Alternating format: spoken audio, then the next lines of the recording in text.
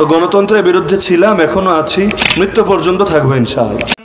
এই পদ্ধতিতেও যদি কেউ নির্বাচনে অংশগ্রহণ করে এই রাষ্ট্র ক্ষমতায় যাওয়ার চেষ্টা করে এবং সেখানে গিয়ে কোরআন সুন্নাহ মোতাবেক শাসনতন্ত্র প্রণয়ন, সংবিধান প্রণয়ন এবং পরিচালনার চেষ্টা করে, তাহলে উলামায়ে কেরাম এটিকে জায়েজ ফতোয়া দিয়েছেন। আসসালামু আলাইকুম রহমতুল্লাহ। দুইজন আলোচকের বক্তব্য আপনারা শুনেছেন। একজন গণতন্ত্রের বিরুদ্ধে তার অবস্থান পরিষ্কার করেছেন, আর একজন গণতান্ত্রিক পদ্ধতিতে নির্বাচন করে ক্ষমতায় গিয়ে ইসলামী রাষ্ট্র ব্যবস্থা প্রতিষ্ঠার পক্ষে ফতোয়া দিয়েছেন।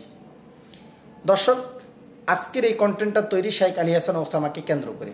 সাম্প্রতিক তিনার একটি কর্মকাণ্ডকে কেন্দ্র করে সোশ্যাল মিডিয়ায় তিনি বেশ সমালোচনার শিকার হয়েছেন। কেন তিনি এত তীব্র সমালোচনার শিকার হয়েছেন, আজকের ভিডিওতে সেটা পরিষ্কার করব। শাইখ আলী হাসান ওসামা বর্তমান সময়ের তরুণ একজন আলোচক, যিনি সবসময় সোশ্যাল মিডিয়াতে আলোচনা এবং সমালোচনার মাধ্যমে নিজেকে জারি রাখেন। শাইখ আলী হাসান ওসামা তরুণ প্রজন্মের একটা শ্রেণীর নিকট আইডল। তারা সত্যের পক্ষে বলিষ্ঠ কণ্ঠস্বর, শায়েখ এরকম নানান শব্দ দ্বারা তাকে ভূষিত করে। অবশ্যই এটা প্রশংসার দাবিদার। এই লোক আলোচনায় আসার মূল কারণ গণতন্ত্রের বিরুদ্ধে তার শক্ত অবস্থান থাকার কারণে। বাংলাদেশে যতগুলো ইসলামী রাজনৈতিক সংগঠন আছে, তারা যে গণতান্ত্রিক পদ্ধতিতে নির্বাচন করে, এই নির্বাচনকে এবং এই গণতান্ত্রিক সিস্টেমের তীব্র বিরোধী হওয়ার কারণে একটা তরুণ প্রজন্ম তার ভক্তে পরিণত হয়েছে। আশ্চর্যের বিষয় হচ্ছে, এই লোক গণতন্ত্রের বিরোধিতা করতে গিয়ে, যিনি গণতন্ত্রের জনক আব্রাহাম লিঙ্কন, আমার মনে হয় না কোনো আলোচনায় ওই আব্রাহাম লিঙ্কনের এত বেশি বিরোধিতা করেন নাই যত বেশি তিনি এই গণতন্ত্রের বিরোধিতার জন্য ইসলামী আন্দোলনকে টার্গেট করে নিয়েছেন।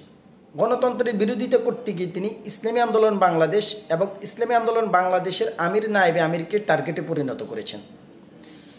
এই ব্যক্তির সাথে ইসলামী আন্দোলনের বাংলাদেশের সাথে ব্যক্তিগত কোনো বিরোধ নেই, শুধু বিরোধ গণতান্ত্রিক নির্বাচন এবং গণতান্ত্রিক পদ্ধতিতে ইসলামী রাষ্ট্র খেলাফত প্রতিষ্ঠা হওয়ার নিয়ে। বাংলাদেশে যতগুলো ইসলামী সংগঠন আছে, সবগুলোই রাষ্ট্র ব্যবস্থায় ইসলামী খেলাফত প্রতিষ্ঠার জন্য প্রচলিত যে নির্বাচন পদ্ধতি, এই নির্বাচন পদ্ধতিকে জায়েজ হিসেবে গ্রহণ করেছেন, যে ক্ষমতা আরোহণ করে তারা রাষ্ট্র ব্যবস্থায় ইসলাম কায়েম করবে।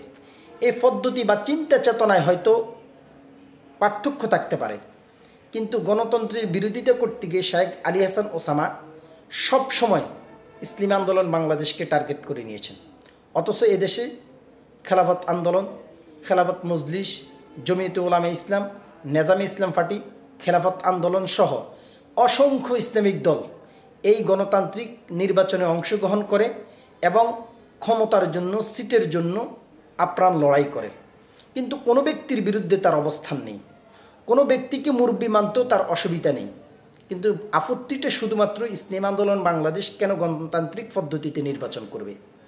তাহলে আমরা মনে করি এটা সুস্পষ্ট হিংসার বহিঃপ্রকাশ। আরও আশ্চর্যের বিষয় হচ্ছে, তিনি আজমতে সাহাবা নামে একটি সংগঠন করেছেন এবং এই সংগঠনের আমির বানিয়েছেন খোরশেদ আলম কাসিমে হাফিজাউল্লাহকে।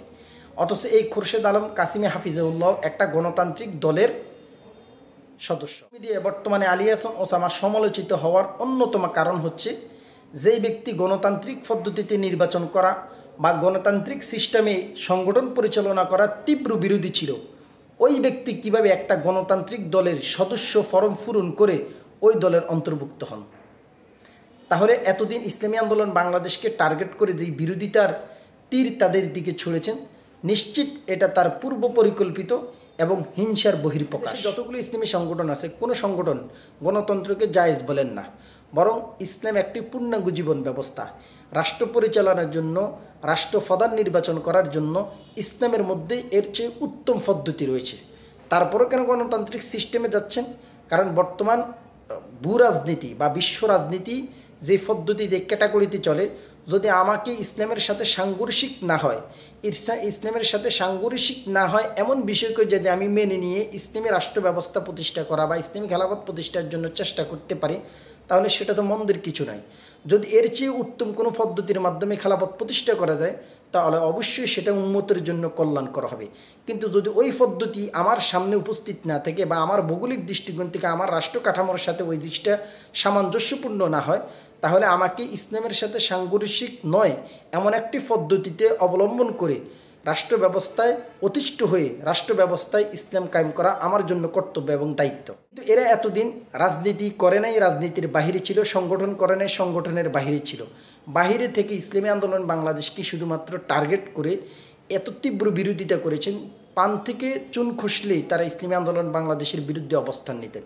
কিন্তু আজকে এই এত তীব্র বিরোধী ব্যক্তি ইসলামী আন্দোলন বাংলাদেশে যেই পদ্ধতিতে নির্বাচন করে এবং যেই পদ্ধতিকে সংগঠন পরিচালনা করে, এমন একটি সংগঠন খেলাফত মজলিসের প্রতি তিনি আসক্তি হয়ে তার সদস্য ফরম পূরণ করে তিনি হাতে হাত রেখে শপথ গ্রহণ করে ওই দলের অন্তর্ভুক্ত হলেন।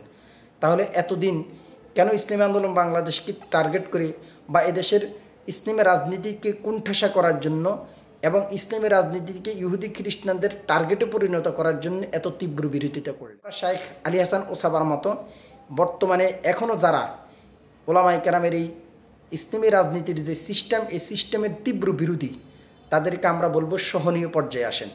যদি এর চেয়ে উত্তম ব্যবস্থা আপনারা কায়েম করার জন্য জনবল তৈরি করতে পারেন, ইনশাল্লাহ শপথ করছি আমরা আপনাদের সাথে একত্রিত হয়ে কাজ করব। আর যদি ওলামায়ে কেরামের এই কর্মকাণ্ড ইসলামের সাথে সাংঘর্ষিক না হয়, তাহলে হাতে হাত রেখে জনসম্পৃক্ততামূলক কর্মকাণ্ডে অংশগ্রহণ করে এদেশের রাষ্ট্র ব্যবস্থায় ইসলাম প্রতিষ্ঠার জন্য আপ্রাণ চেষ্টা করেন।